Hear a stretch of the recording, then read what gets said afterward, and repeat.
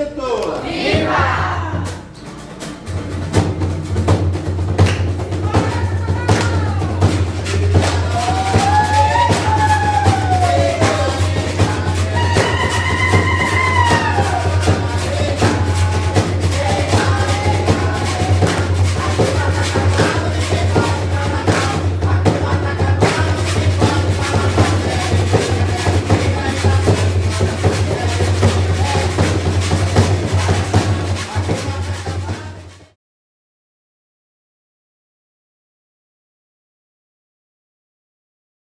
A experiência de vivenciar o Pantanal Mato-Grossense inicia-se em Poconé.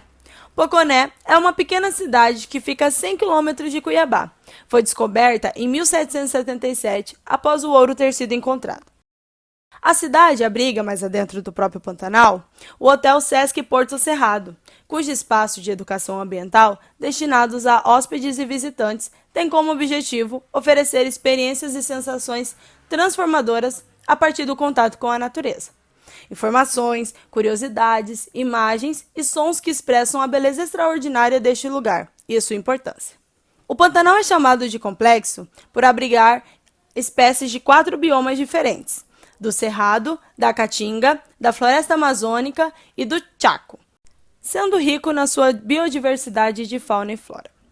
Porém, há 3 anos essa região tão importante sofre com a seca constante e foi uma vítima clara das queimadas ocorridas nos anos de 2020 e 2021. Sendo que o período das enchentes, tão conhecido, é fundamental para a população, para o equilíbrio e funcionamento da natureza pantaneira. Mesmo sendo considerado um dos biomas mais preservados do mundo, o descaso e as mudanças climáticas são evidências, com a morte de diversos animais e das áreas de mata do Pantanal.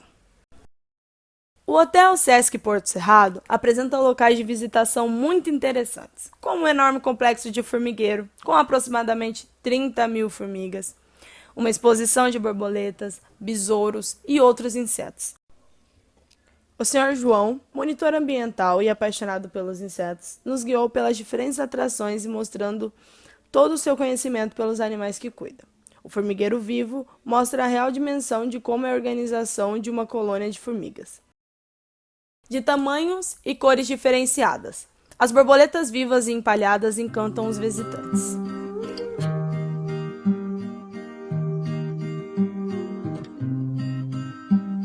Sticks and stones may build a home with a house and needs you inside. So come on around and we'll stoke up the fire and we'll talk in its golden black light. E o seu famoso borboletário. Cuidados pela própria comunidade panconeana, que compra, cria e vende suas belas borboletas.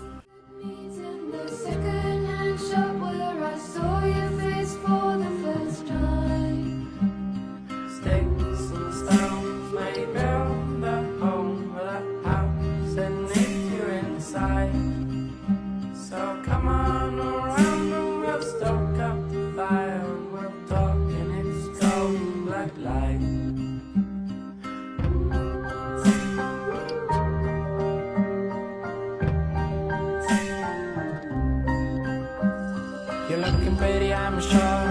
Knock on my door, it's always open to you. So throw it up and all the way and let the house see the day. Let us look over the view. When your work is over, head round to mine. Oh, we could meet in the second-hand shop where I saw your face for the first time.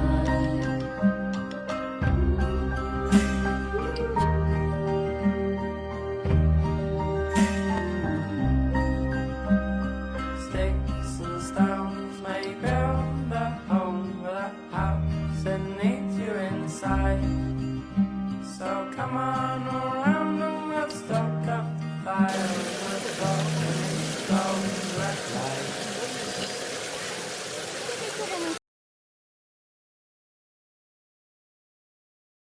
A Transpantaneira é a estrada que corta o Pantanal, com início em Poconé até o distrito Porto Jofre, Mato Grosso do Sul. Seu nome, na verdade, é Rodovia MT-060, mas Transpantaneira é um nome emblemático, sinônimo para as belezas naturais encontradas durante o percurso. A rodovia de 150 km é uma grande atração da região. As estações das chuvas favorecem os passeios de barco por dentro do Pantanal, mas é durante a seca que a Transpantaneira ressurge e os animais aparecem com mais frequência.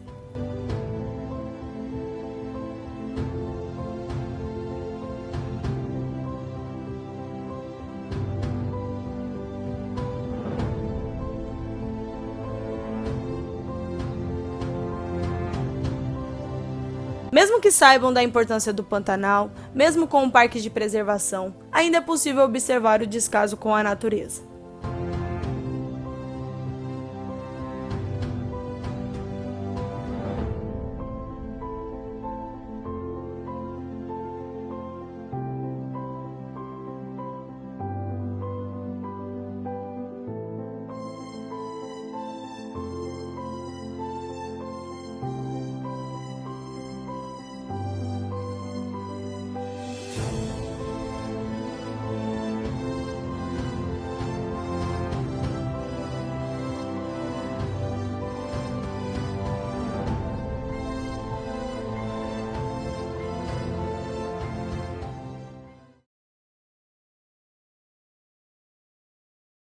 Seu primeiro nome foi Beri Poconé, que é proveniente de uma tribo indígena que habitava a região.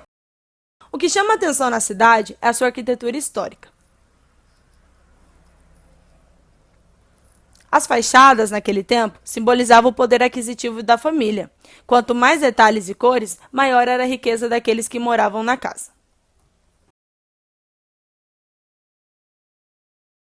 Em 1883, uma senhora dona de escravo doou algumas de suas terras aos seus e a comunidade Mata-Cavalo começou a crescer. Mas apesar da doação, alguns fazendeiros da época tentaram tomar a terra e a comunidade quase acabou. Mas como guerreiros, eles não se renderam e desde então lutam na justiça por seus direitos.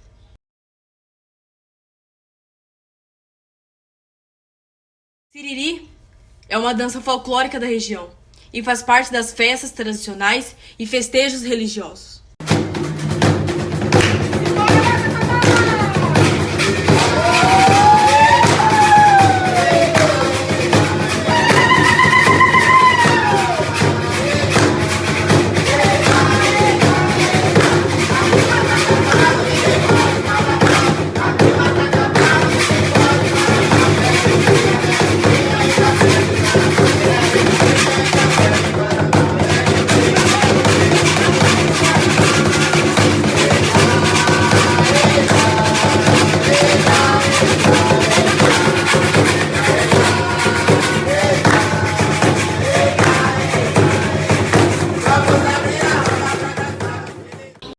Como é feita a divisão das tarefas na comunidade? Então, a comunidade é uma comunidade majoritariamente de mulheres, né? De mulheres guerreiras, né?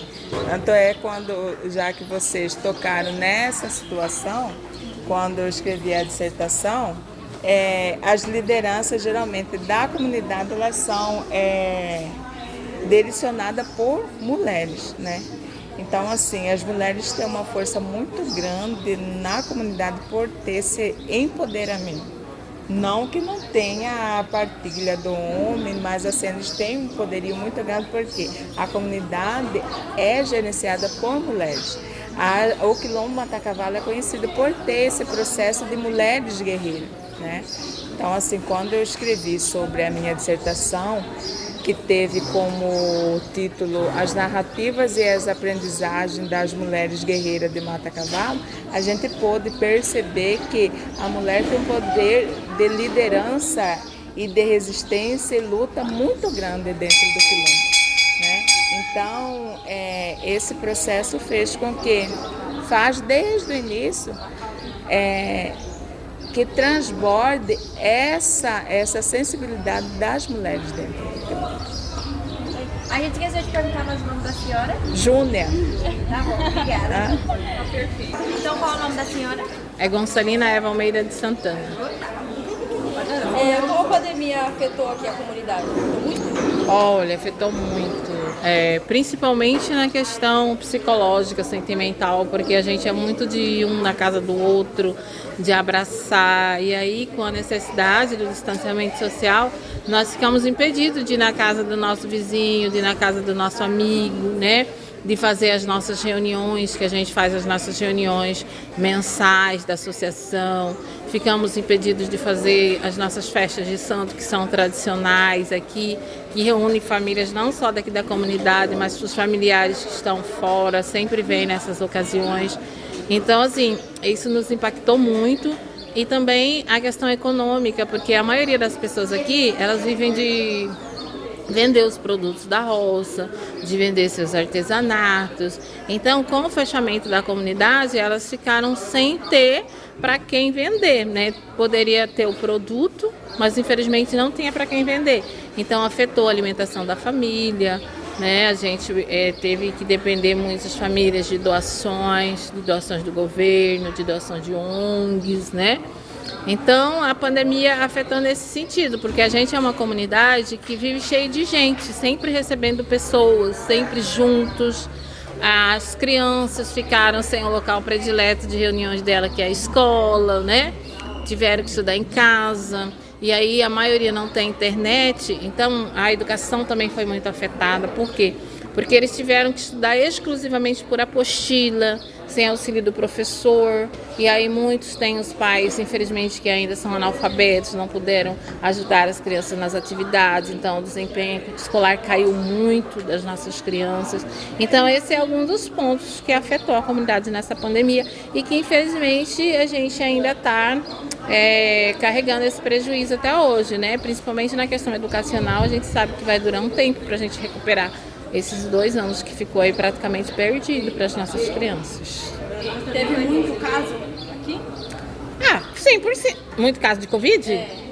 Não, até que não teve muito caso não. Fatal, acho que foi 5 pessoas que a gente perdeu para Covid, porque a gente fechou a comunidade, né? Ficamos isolados aqui, a gente não recebia ninguém, quase não saíamos para a cidade. Aí na segunda onda que a gente afrouxou um pouquinho mais, que as pessoas pegaram e muitas que tinham comorbidade faleceram. Mas assim, a gente sente muito por quem foi, mas a gente fica feliz que se não foi tanto, graças a Deus, né? A gente tem um movimento a nível nacional que batalhou para que nós vacinássemos, então foi garantido vacina para todos os quilombolas, a primeira e a segunda dose. Tivemos direto teste, né, aqui dentro da comunidade. Então, assim, em termos de morte, é óbvio que as pessoas que morreram fazem muita falta para a gente, mas a gente, graças a Deus, conseguiu passar sem tantas mortes, né? Então, você pode falar um pouco do seu casamento? De como que foi sua festa? Então, aqui no Quilombo a gente é muito festeiro, né? E aí, geralmente, o casamento é feito na casa da família. No meu caso, a gente casou no cartório, que é o casamento formal, que a lei exige. Mas o casamento com a bênção de Deus foi feito na minha casa, com os meus amigos, né? Fiz uma galinha caipira com arroz, que é uma comida típica da comunidade. Minha mãe e minha sogra foi quem deram as bênçãos para nós, né? que abençoaram o nosso casamento. E aí teve festa, teve um licor, que é uma bebida típica da comunidade, que é sempre servida em ocasiões especiais, licor de leite, licor de piqui, vários tipos de licores. E é isso. Mas a bênção foi feita pela minha sogra e pela minha mãe. Muito obrigada. É isso, então. Obrigada. Então, qual é o seu nome? Karina, a gente queria saber como você se sente em relação vendo essas crianças aqui na escola, estudando o que você estudou e crescendo, alimentando esse sentimento de orgulho, de representação quilombola. Olha, é um sentimento que eu não sei explicar, é uma coisa muito gratificante, porque eu já estive, né, já fui aluna aqui e hoje como funcionária, poder estar trabalhando aqui questão da nossa etnocultura é uma coisa muito importante, a representatividade, ter esse acolhimento, o acolhimento que eu tive enquanto aluna, o que hoje eu tenho enquanto funcionária é muito bom, uma sensação muito boa. As dificuldades que você teve para entrar na faculdade e durante esse período de faculdade? Em 2019 eu prestei vestibular para o Enem. Eu fui aprovada na Universidade Federal, mas por questão de dificuldade de distância e problemas pessoais, infelizmente eu não pude estar cursando o curso que eu fui aprovada. E aí eu optei em fazer uma particular à distância, uma EAD. E eu sou 50% professora, estou no quarto semestre, ainda não completei o meu estudo. Mas, assim, querendo ou não, a gente tem muitas dificuldades, porque apesar de ter as bolsas para as cotas, como para quilombola, ainda assim a gente tem muita dificuldade, questão de transporte, bolsas, então fica um pouco complicado. Sai mais em conta eu cursar um curso à distância do que estar indo para um curso presencial numa universidade pública. Alguma pergunta mais? Por que se chama mata-cavalo? Olha, a história que me contaram que a comunidade é Mata-Cavalo por causa do rio Mata-Cavalo. Que antigamente, como não tinha pessoal que passava e atravessar com os animais no rio, na época das chuvas, o rio ficava muito violento. Então os animais que passavam por ele às vezes rodavam, então ficou mata-cavalo. Essa é a história que me contaram. Tá bom. É isso. E quando a gente estuda numa escola que não tem compromisso de contar a história do negro na visão também do colonizador, do colonizado, a gente fica com a história só na visão do colonizador. De negro preguiça, de negro fugido. A gente vê a nossa história contada apenas a partir da escravidão, né? E a história do negro, ela não começa com a escravidão. A história do negro, ela começa desde a existência da humanidade lá na África, né? Mas, infelizmente, muitos dos nossos livros didáticos, e principalmente quem estudou na década de 80, anos 70, 80, né? Só viu o negro como escravo. A história do nosso povo lá na África é uma história de fartura, de muito aprendizado, de muito conhecimento, de reis, rainhas, princesas, né? Então a gente tem uma história bonita do negro para se orgulhar. Mas a gente só se orgulha dessa história quando a gente conhece ela de forma positiva. Vossa casa cheira, cheira e craviosa, flor de laranjeira.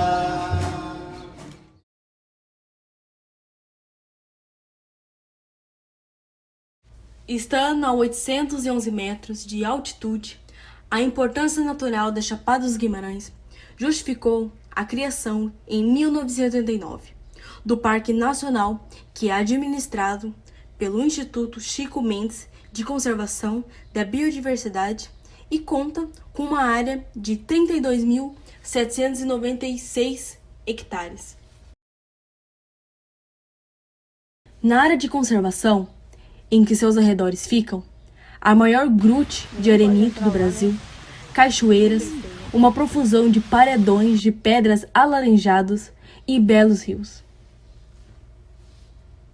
O centro geográfico da América do Sul está localizado no parque, mais precisamente no Mirante de Geodésia.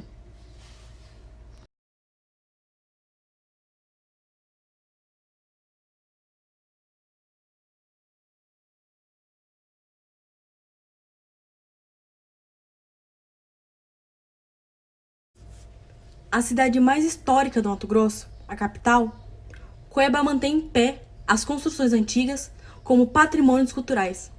Repleta de museus, um a cada esquina, Cuiabá apresenta uma riqueza em arquitetura e em história.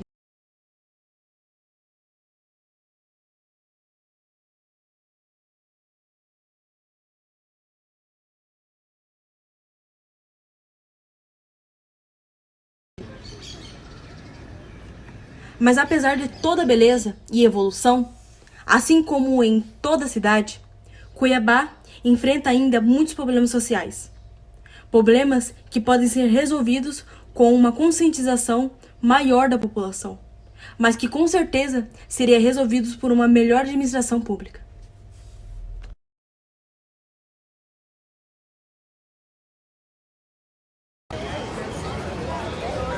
E pegou esse argumento, mas tá mais.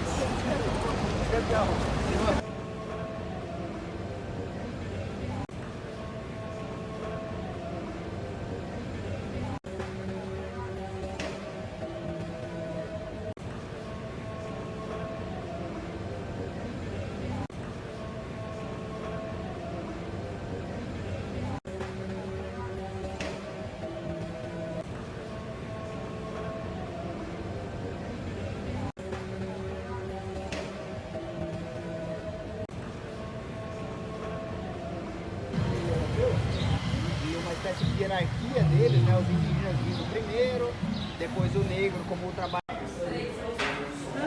Deve ser pai, avô, pai e filho. Se puder. Bolívia, Argentina, todas essas coisas, ele trazia para Mato Grosso. Vamos andando, eu vou andar aqui um pouquinho.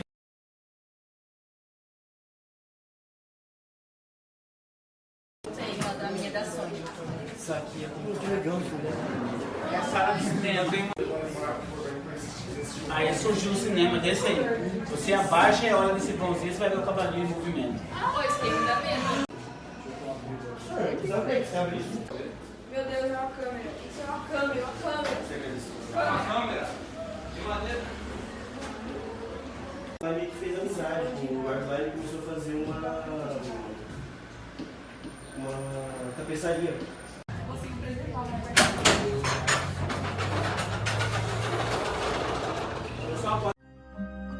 Sticks and stones may build a home, but a house that needs you inside. So come on.